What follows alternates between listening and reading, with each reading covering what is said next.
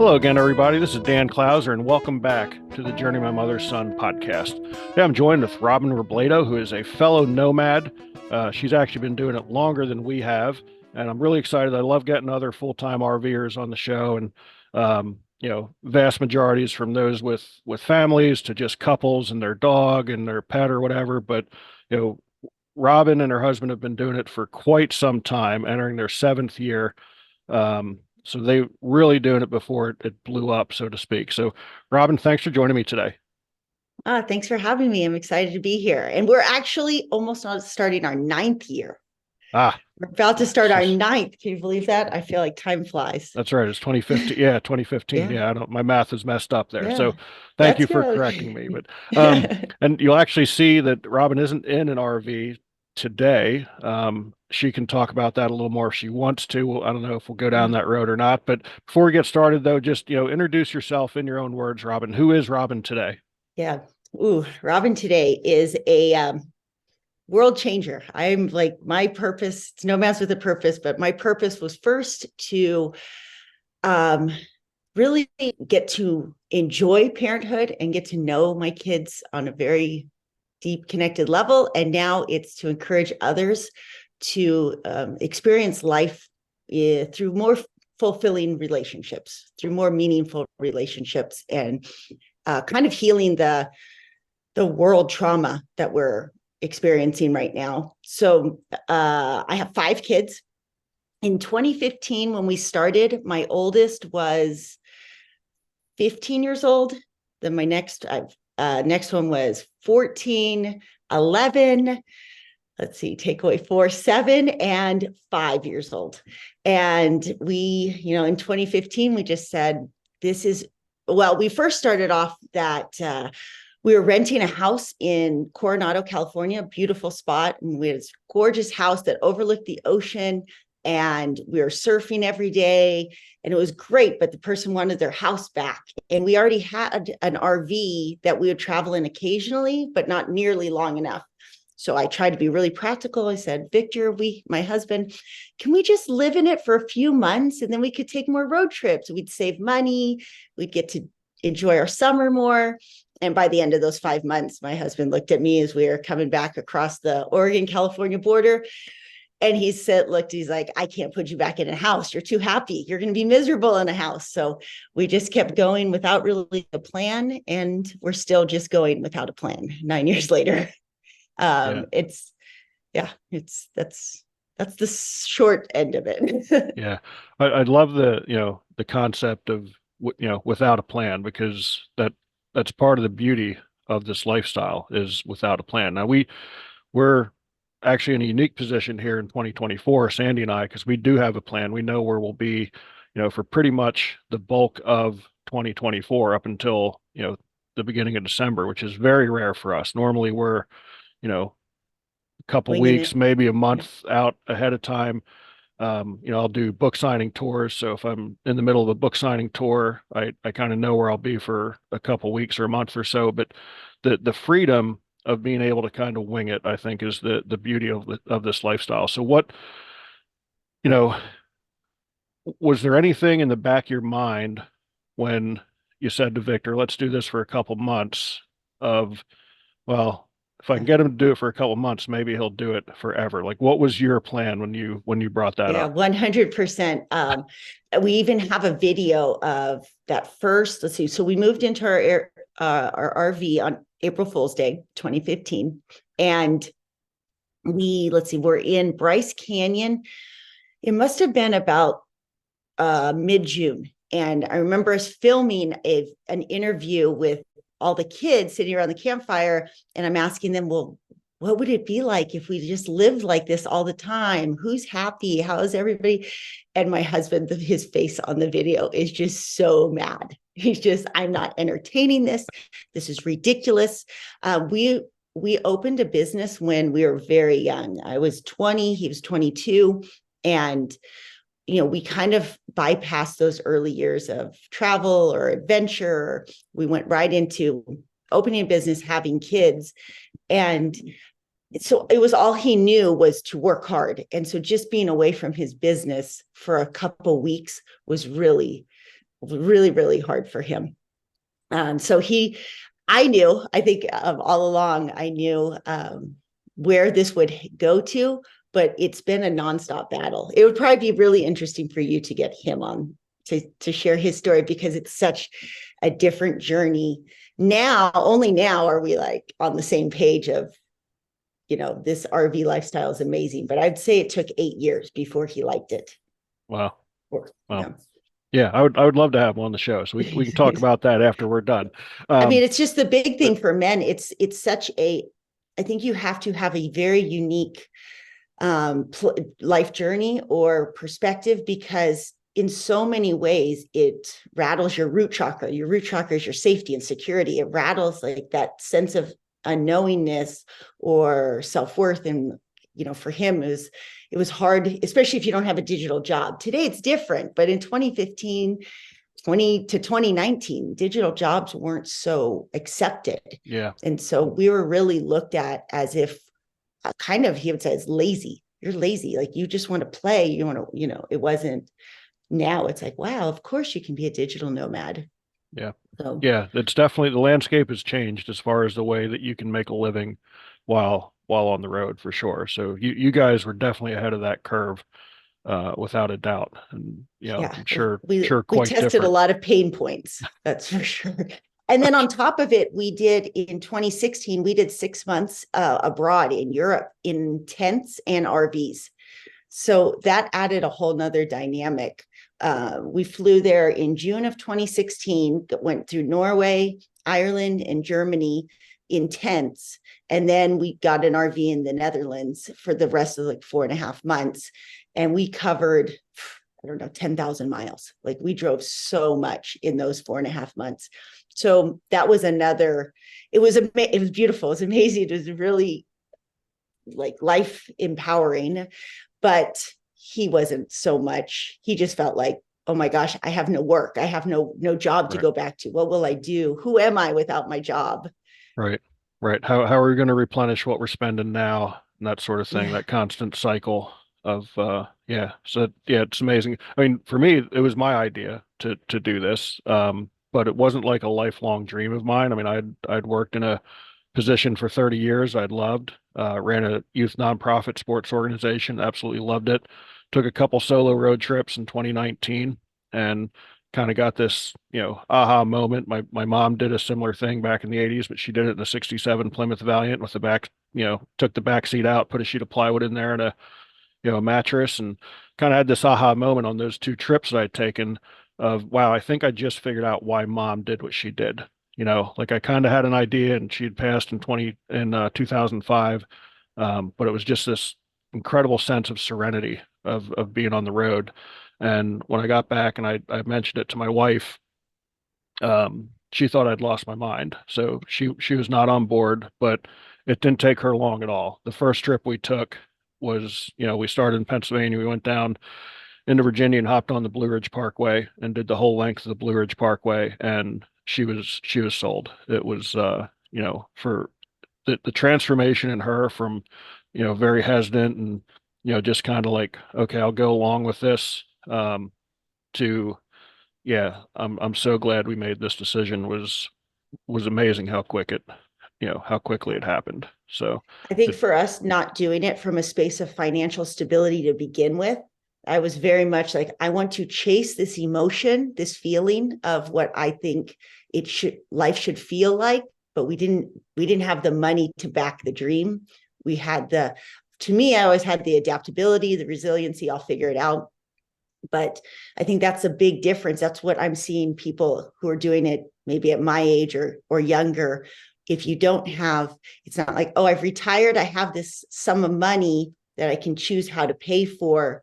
Like, we never had that. And it definitely changed the dynamics, because it was always more about seeking the fulfillment. And then to have kids that were raised, I mean, some of my kids only know RV living. They don't yeah, remember when we had a house, and to see they're just, it's great. When we could definitely talk about that. It's an important part, because they don't necessarily fit in society, in this world. because they've seen such a different side of it, like they didn't do any schooling or any high school, or and so their brain is perceiving the world as this beautiful blank canvas. And I was thinking, you go on the Blue Ridge Parkway, the first thing your wife probably experienced is how kind everybody is, and that people actually want to sit and talk to you. And you don't get that connection, especially with a lot of people, but like if you're a kid growing up, that's not normal. Yeah. Yeah. And that was one of I don't know if it was, you'd call it a surprise, for both me and her, but it it was so refreshing, because the RV community is so different. It's, we were on a volunteer project a couple of years ago and our water pump went out. And, I tell people all the time, like I am probably the least mechanical full-time RVer in the world. I'm not a do-it-yourselfer. And, a bunch of guys, they didn't do it for me, but they showed me how to change out my water pump. One of them had a spare water pump. All he asked me to do was, order a new one to replace his so that, I wouldn't have to wait a couple days to get ours from Amazon.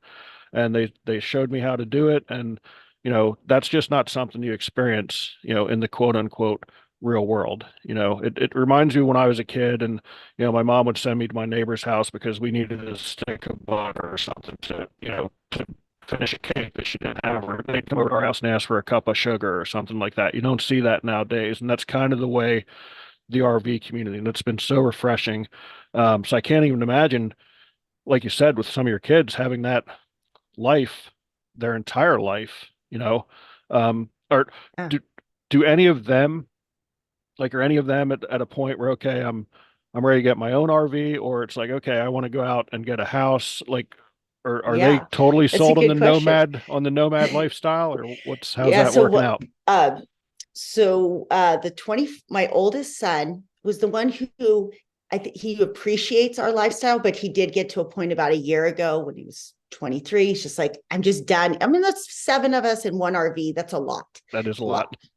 And actually, at that point, we had a couple different RV.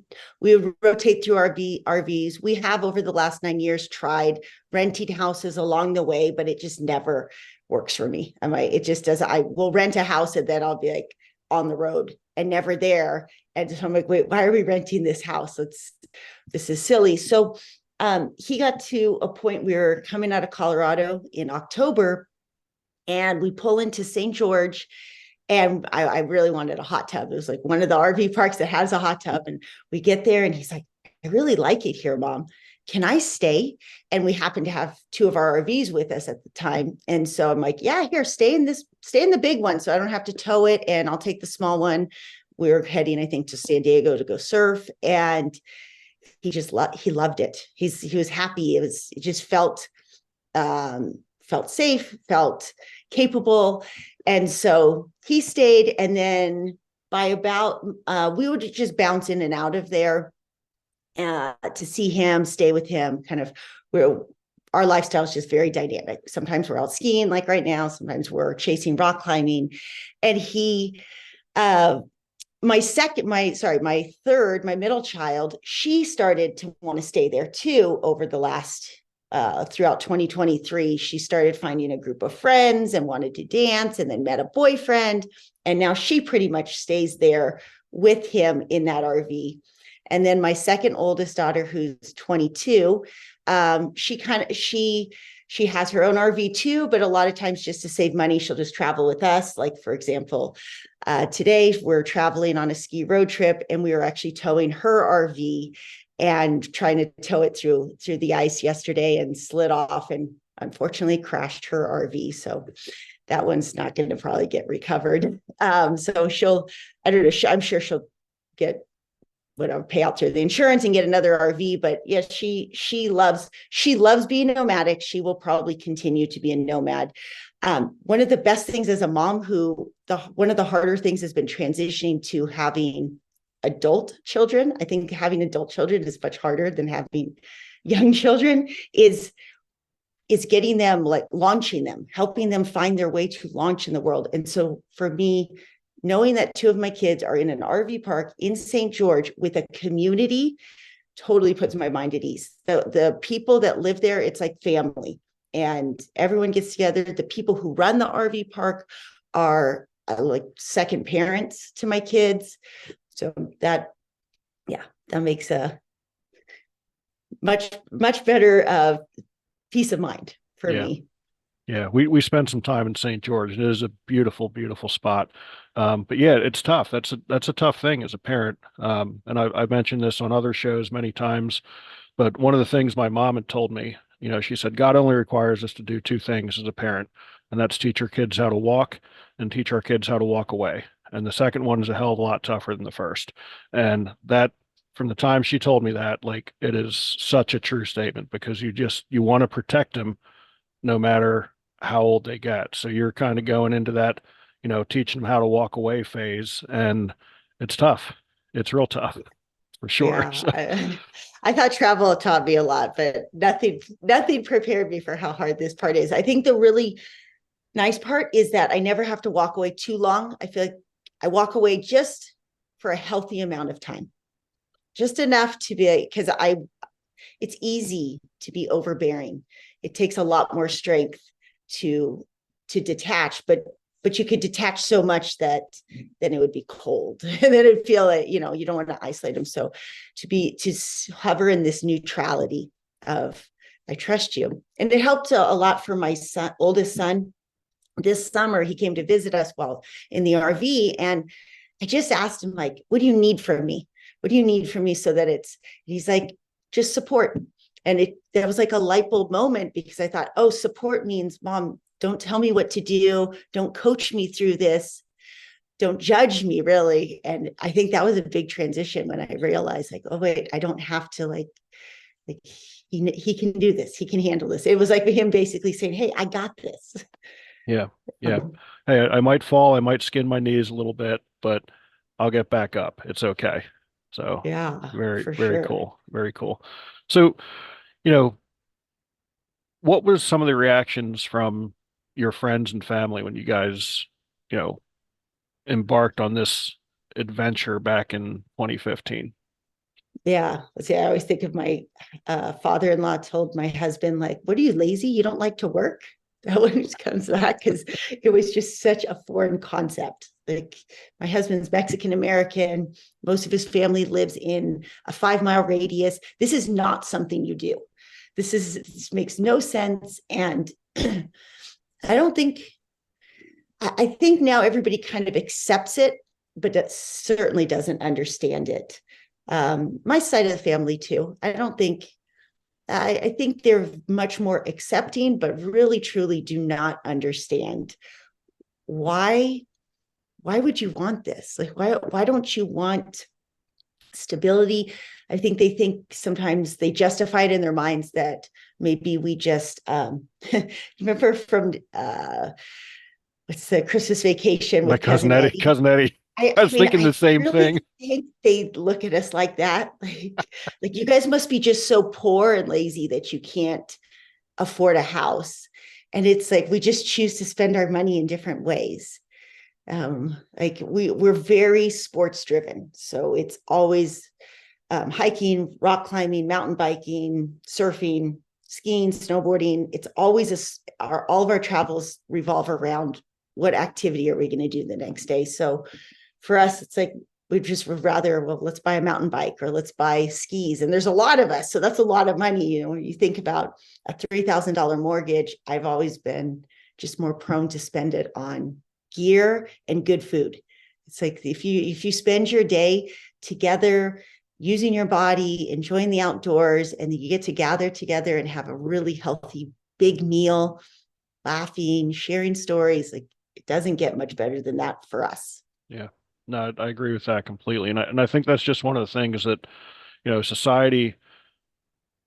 society's definition of stability, I think, is a lot different than what you and I experience with this lifestyle. I mean, I think our lifestyles are very stable. There's a lot of stability in this, because it's mental stability. It's the stability of freedom. It's the stability to shift on the go if we have to, Um, and I think that's the toughest thing is for people who are, in that rat race and on that hamster wheel to really identify with anything else other than what society has taught them all life, all their lives, is that, hey, you go out, you work forever. Maybe you'll live long enough to retire. you know? And if Yeah. you do, maybe you'll live long enough to enjoy, you know, 5, 10, maybe 15 years of retirement. So it's a different concept. I truly feel bad for those that, can't see, um, the forest through the trees, so to speak, and how there's so many different ways to go about life. And you know what? If you're happy in that situation, that's fine. I mean, what you and I do isn't for everyone. I say that to people all the time as well. It's like, look, this is how we found happiness and freedom. And not that we were unhappy before. I mean, I loved what I did, working in a nonprofit organization, but it's just different now, So how do you you know, attempt to explain to them, you know, what you're getting out of your lifestyle, that it's actually a lot more than what they see? Yeah. Excitement and connection are the two big ones. I feel my husband and I have been coaches for, 30 years. And the overriding difference between people who say they're happy and who are actually happy, it's like a difference between contentment and excitement. And I think we end up telling ourselves we're happy, but what it is really we've just justified our contentment. And when we start traveling this way, what you're probably experiencing is an excitement, a higher level of gratitude to one of the things that, as my husband has started to learn to shift the mindset to not I have to do this, because for so many years it's I have to do this for my wife. It was like I get to do this, and he'll wake up early.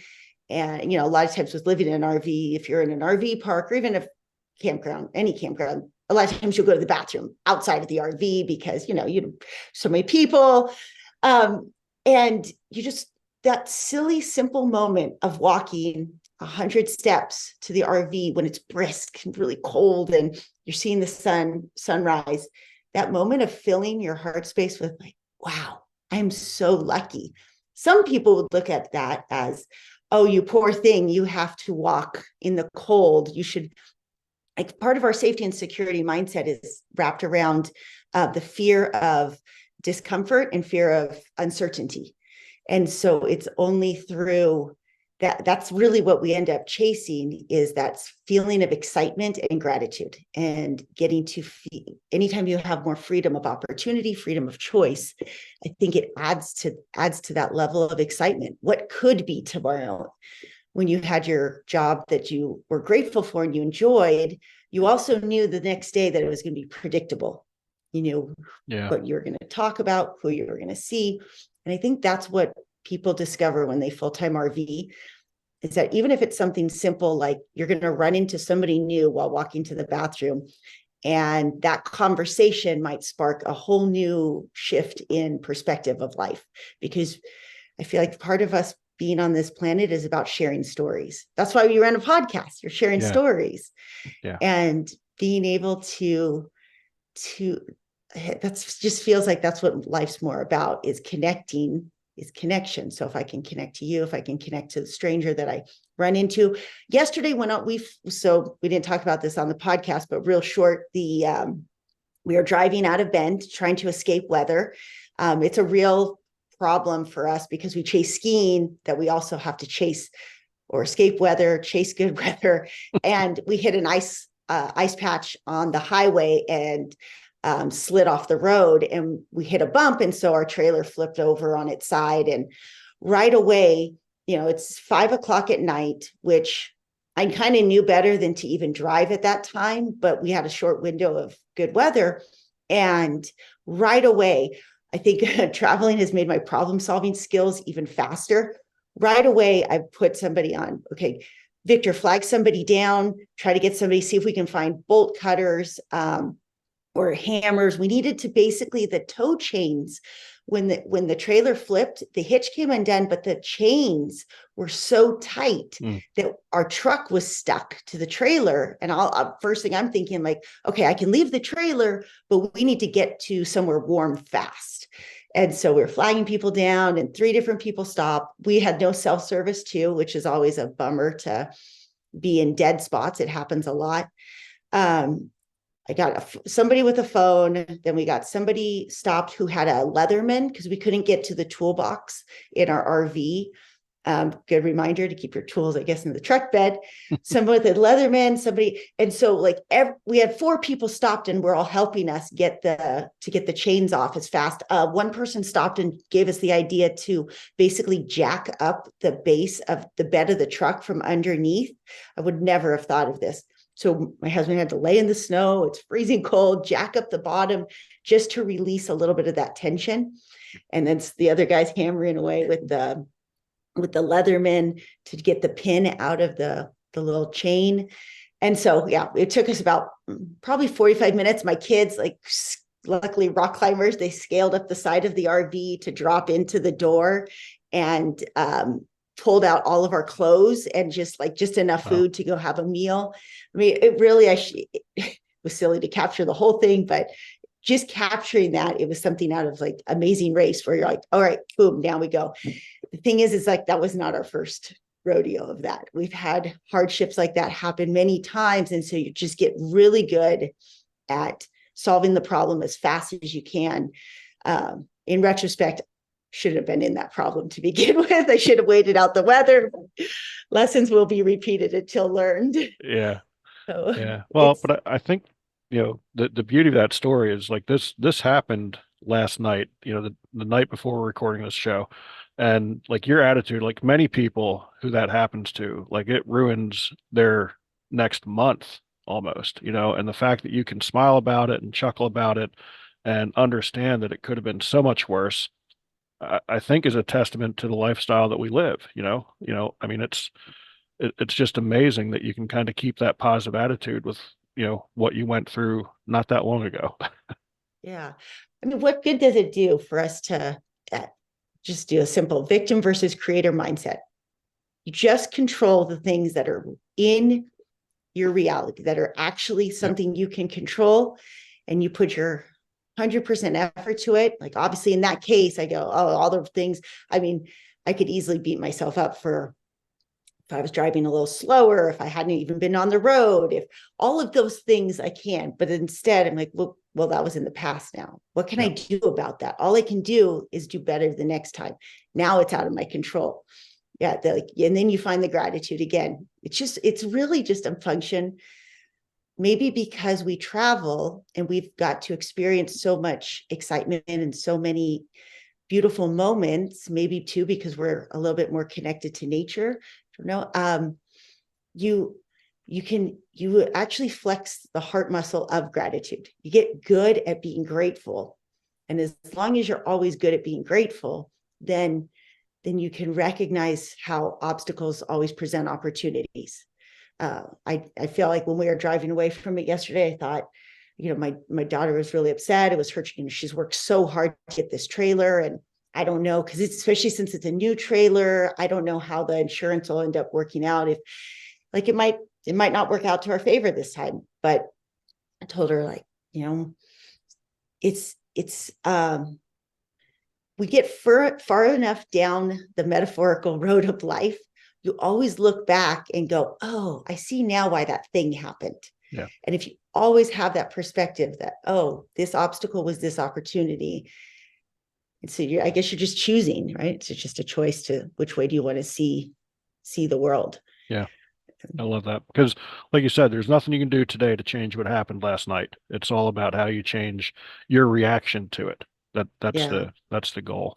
And I loved what you're talking about as far as, the being able to shift. I mean, I was doing a book signing just a couple days ago, and a woman came in, and we got to talking, and here she owns a little gift shop not far from where we were signing. So when we were heading from Alexandria, Virginia up to Shreveport, she's like, why don't you stop in and we can talk about, maybe we'll inventory your book and talk about some other stuff. And we were talking to her about her facility would be a great spot for a harvest host because we do a lot of harvest hosts. I don't know if you guys do harvest hosts as Mm-hmm. well. So just kind of conversation, and so our plans for the next day just immediately shifted that now we're going to make this little pit stop. And I, came in and told my wife, hey, by the way, we're going to end up stopping at this little store on the way up, and we're going to talk to Julie and, have a conversation. And she's like, okay.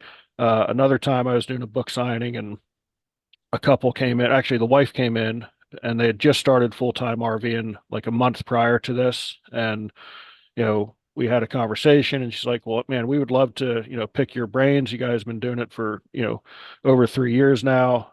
We'd love to have a conversation with you. Where are you guys staying at? We're like, we're just staying at the Cracker Barrel because normally when I'm doing a book signing, it's not worth unhook. We don't tow a vehicle. So, you know, unhooking and hooking in a campground or a state park isn't worth the hassle to go back and forth to do a book signing.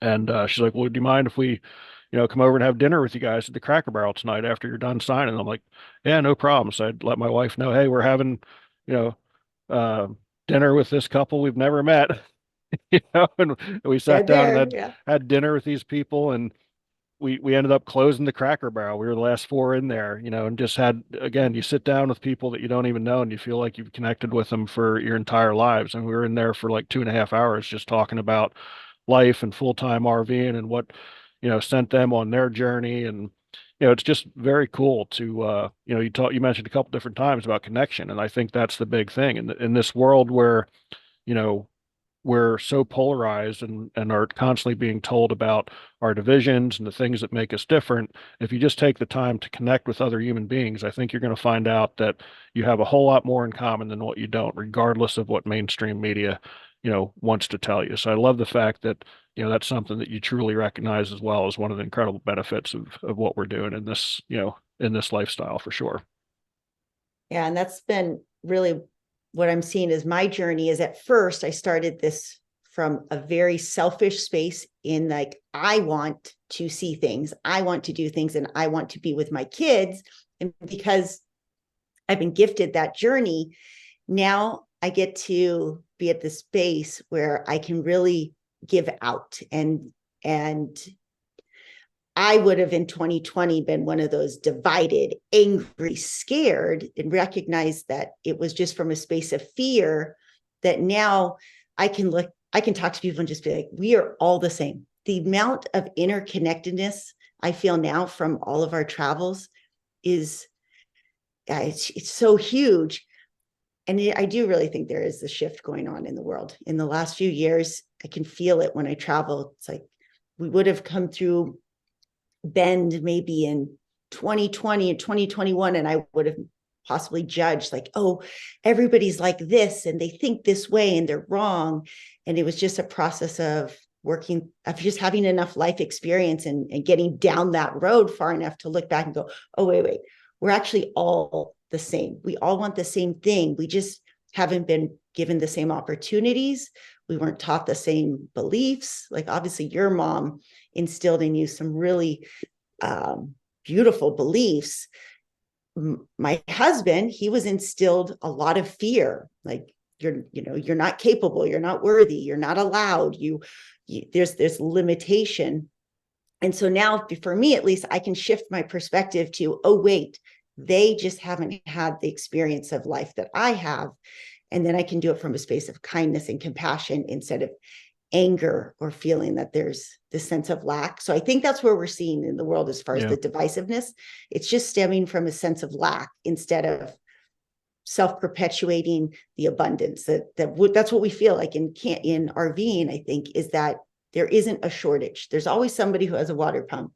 There's always somebody with a Leatherman who's going to stop.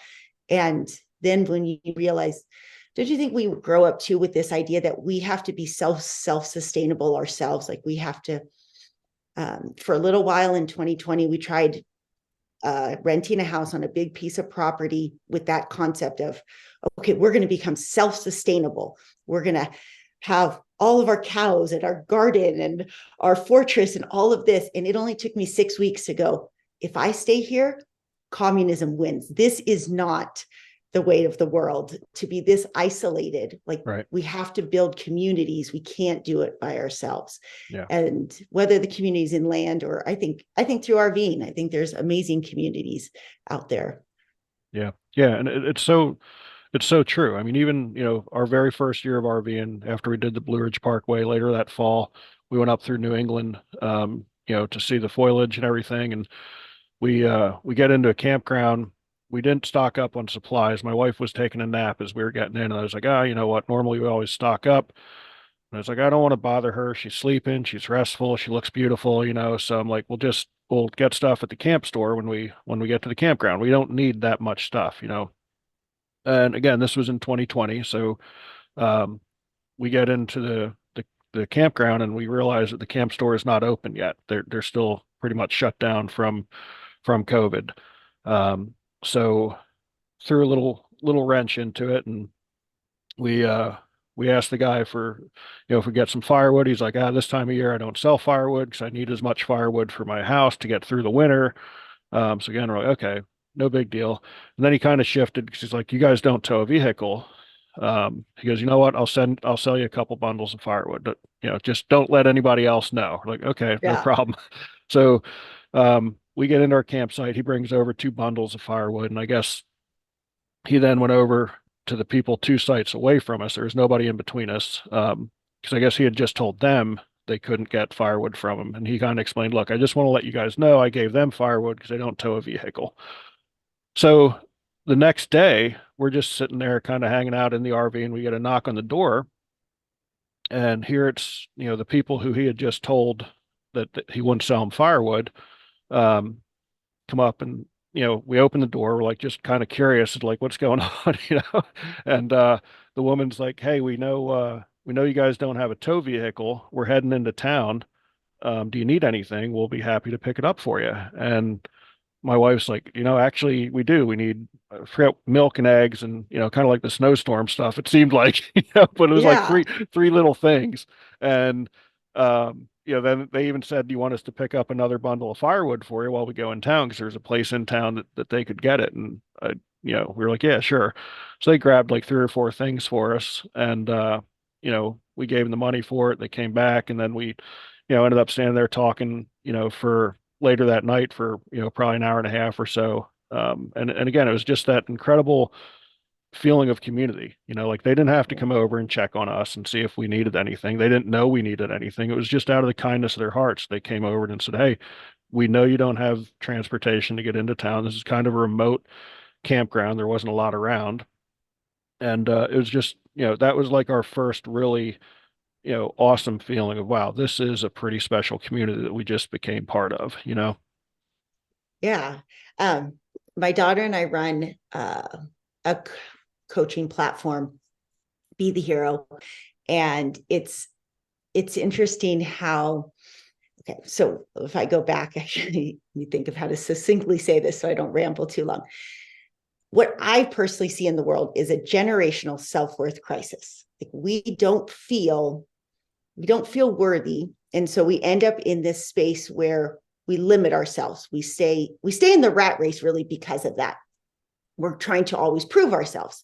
And said like it's generational. So, you know, we can go a generation back and they didn't have the opportunities we did. And so, because I think of the first thing is somebody might be listening and go, well, you know, if you were in a house, you wouldn't even need firewood, you wouldn't need food, you wouldn't need all those things. Duh. Like, oh, this is great. You had this opportunity, but like, hey, if you just played it smarter, stay in your house, stay safe, stay with your resources.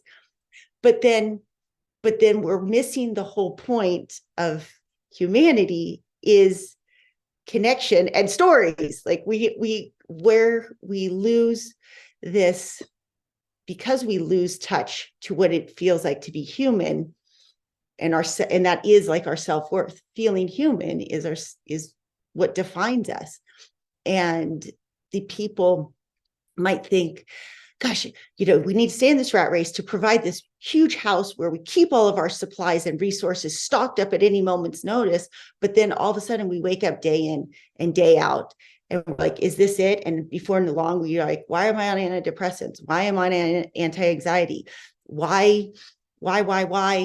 And we become numb, right?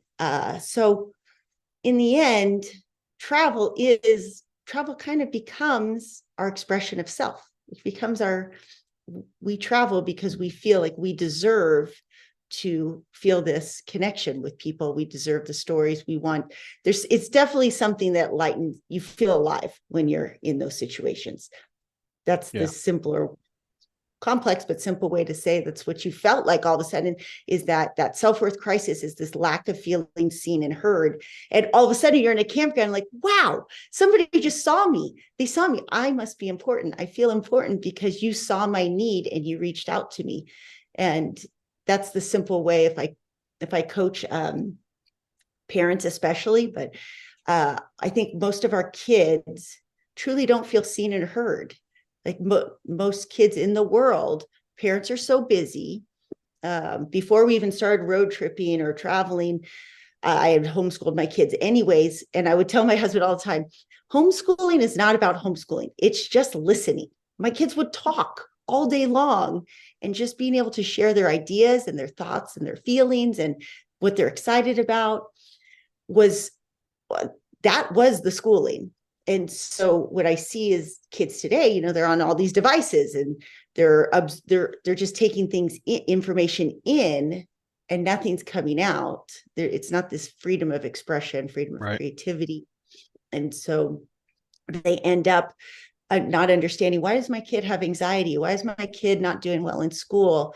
But in order to feel seen and heard, there has to be an expression. There has to be something going out into the world, to the first place. So, Yeah. yeah, it's a beautiful.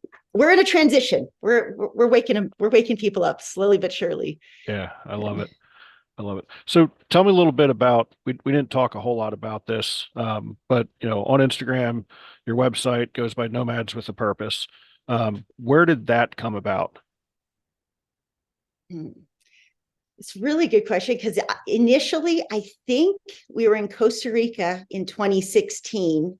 We had already started living in our RV. We had traveled a year. We were in Costa Rica and we were about to head to Europe. And I think that's when we decided, let's start a travel blog. And my daughter was probably 15 at the time. She was the one who said, let's start a travel blog. And we've always been very purposeful anyways. It's in terms of, well, I mean, I'd already homeschooled my kids their whole life. We started a business when I was 20. Let's say I was a very intentional person from the get-go. So I think that word just stood out to me, like, this is my purpose. I just feel like I'm always living my purpose, but really it's intention. And at the time when they said it, I was, to be honest, I wish we had just done adventure nomad, something that you SEO'd better, because I had no idea about the digital world then. Right. I really look back and go, wow, I should have thought more basic, but I was thinking so depth. And so we went with Nomads with a Purpose, and I really have not done well with the whole travel brand and developing that, but I don't know. I did really good with my immediate family. And sometimes I have to, just like the trailer, I have to just go, you know what? It's okay. For some reason, life had it work out this way for me. Someday I'll look back and go, oh, it wasn't the right timing. But considering we're one of the original RV travel families, we should have monetized it or marketed it some way better. Again, I was too busy being a mom. I was just too busy trying to show up really attentively to my own kids. And so they feel seen and heard now. Maybe there's some opportunities going to present itself in the future, I think. Yeah. But Nomads with a Purpose. Our purpose was to live each day with intention, is what we tell people. And now we can say, like, our purpose is to inspire you to figure out your purpose, to live your purpose, and understand that. Yeah, I love that. But I think that's what makes it authentic, though. It wasn't about coming up with this title to what is the best SEO, even though in retrospect, you kind of look back, same with me, like the journey of my mother's son, you know, a lot of times kind of gets just lost in the mix, so to speak. But I think that's what keeps it authentic and keeps it genuine. It wasn't about, like, hey, if somewhere down the road you can monetize it better and it works out, quote unquote, better than what it is right now monetarily, that's great. But I don't think that was your goal when you first set Yeah. out. It was authenticity, and that's same with me with this podcast, even with my books. I've had publishers tell me that I don't have a a tight enough niche or niche. I don't know the proper word. I use both.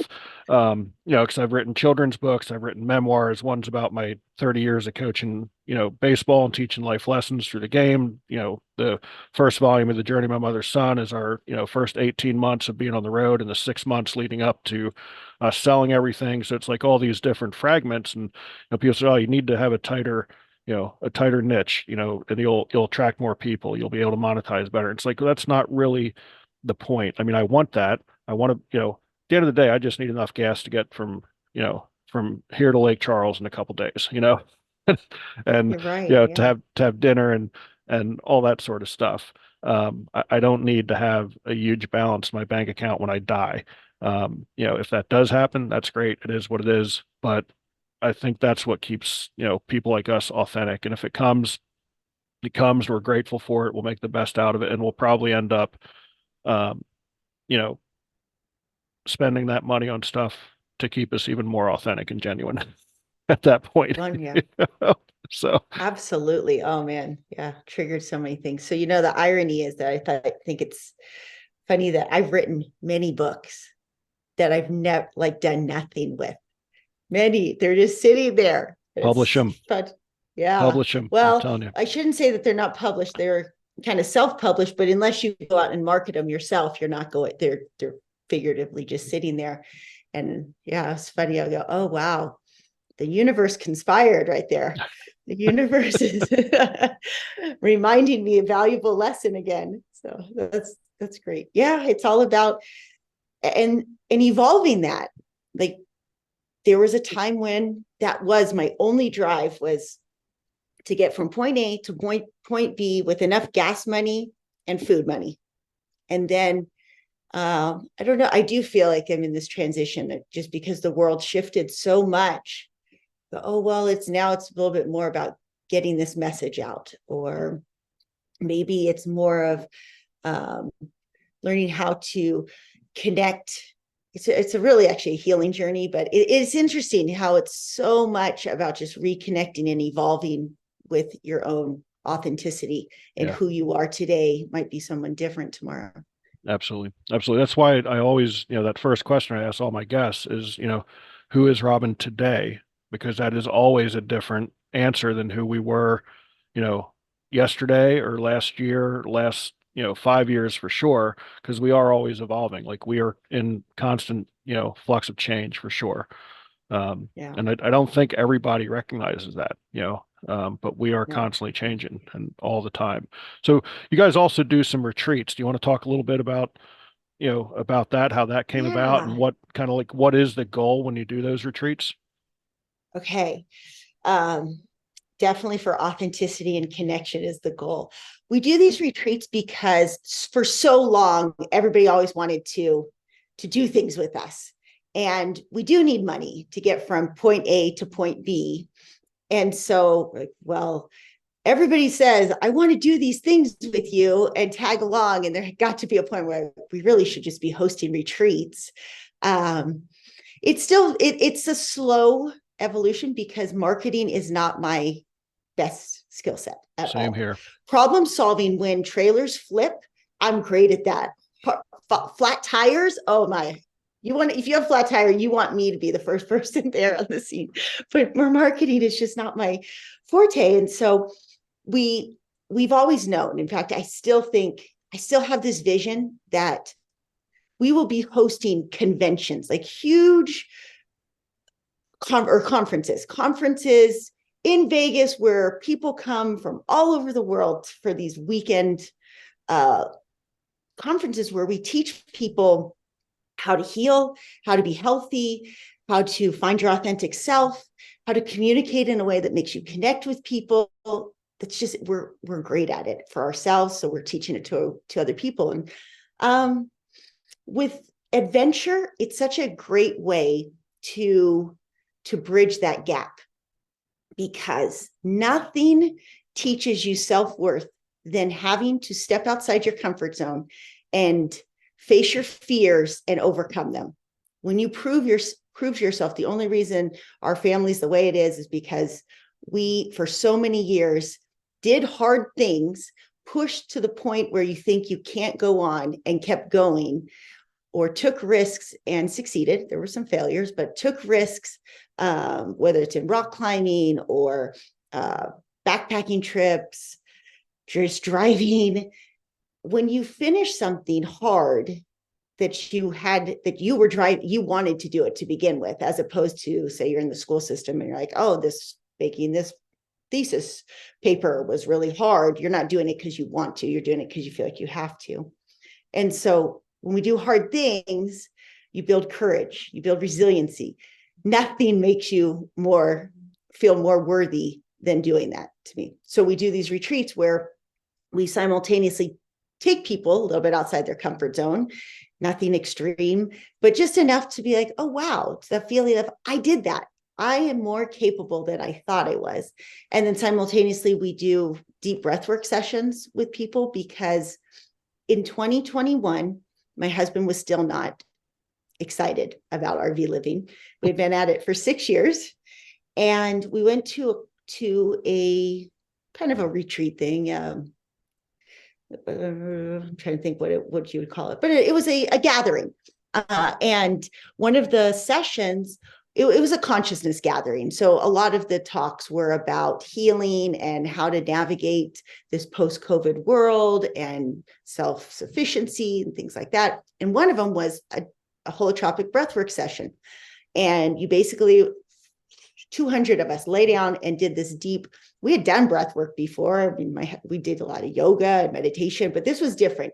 This is a rhythmic, a circular breath that accesses the subconscious.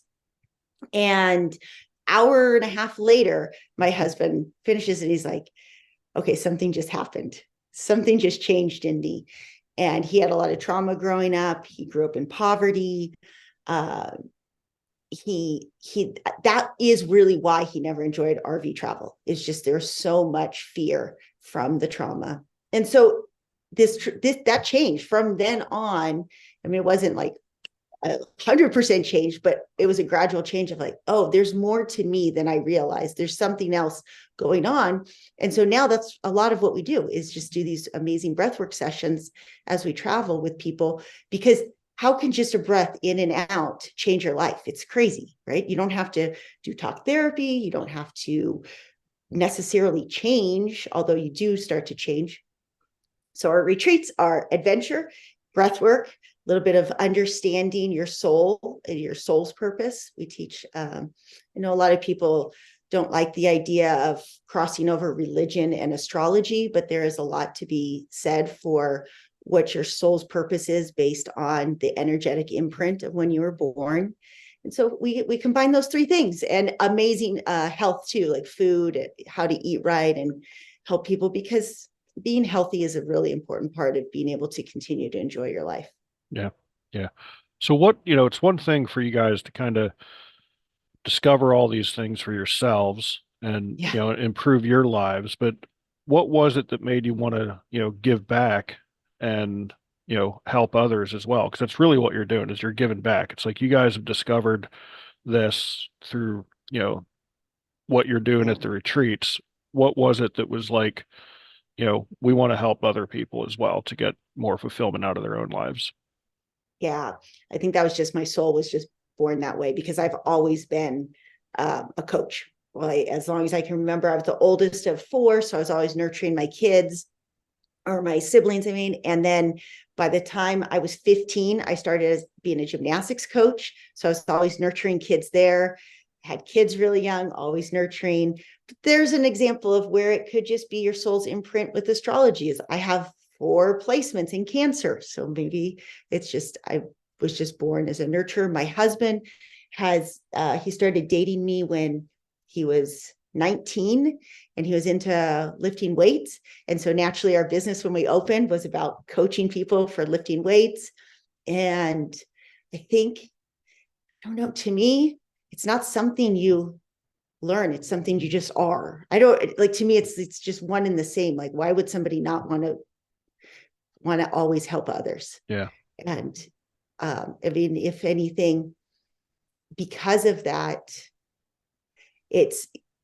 I think of marketing is such a a limitation in that. If anything, I just come back to when I talk to my husband about marketing, I go, Victor, we just need to be better about just giving like we do to people in person. It's just on the digital, it feels confusing. But if I have a group of people in front of me, I know exactly how to make them feel seen and heard and connect with them. And yeah, it's just a part, it's just a norm, just is, it's my being. Yeah. I love that. I love that. Robyn, we talked about so many different things. I'm sure we could go on and on. But is there anything specific that you think that we missed that you think would be important to the listeners before we start to wrap things up? Oh goodness, there's so many. I think because I, as a person who always wants to help people, I end up always making things about life lessons. But I'm learning as I'm getting older and wiser that it's really just about sharing our story. And so I think we did a good job of sharing parts of our story today.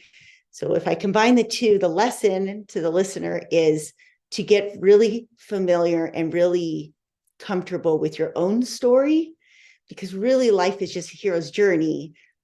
You're really writing, we're all writers, we're all authors. We're writing chapters every single day.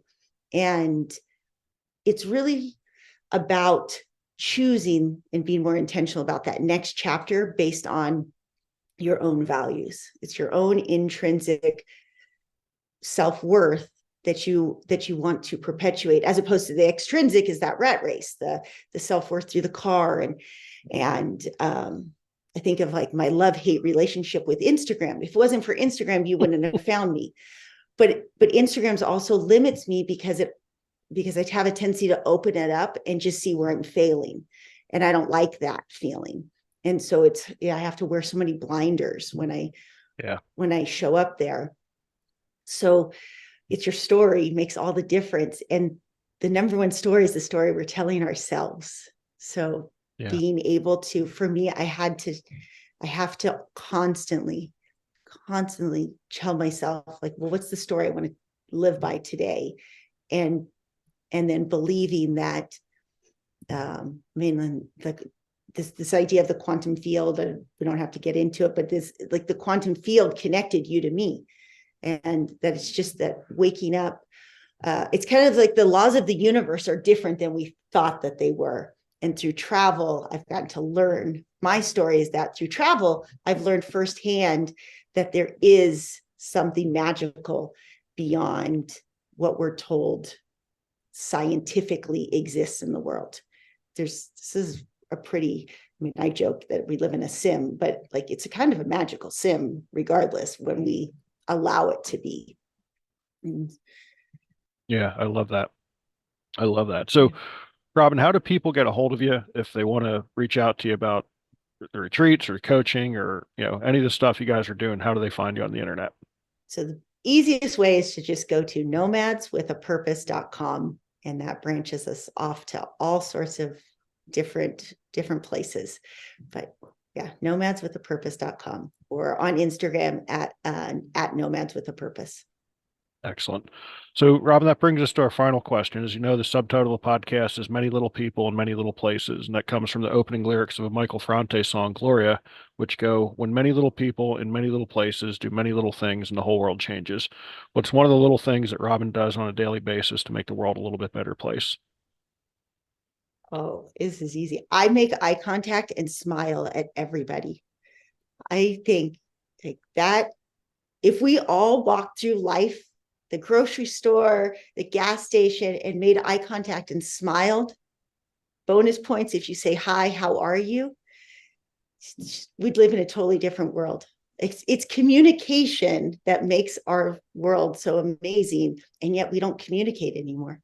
And the fact that you just nailed earlier too in your story with Cracker Barrel, I can tell you 100 stories like that, because we are time rich. We have the ability to connect and communicate with people. Most people, you say, oh wow, I want to hear your story. Let me get out my calendar and schedule you in for 6 weeks from now, because I have my kids have soccer tournaments and I have all these things that don't bring me joy, but I have to do them to prove my self-worth.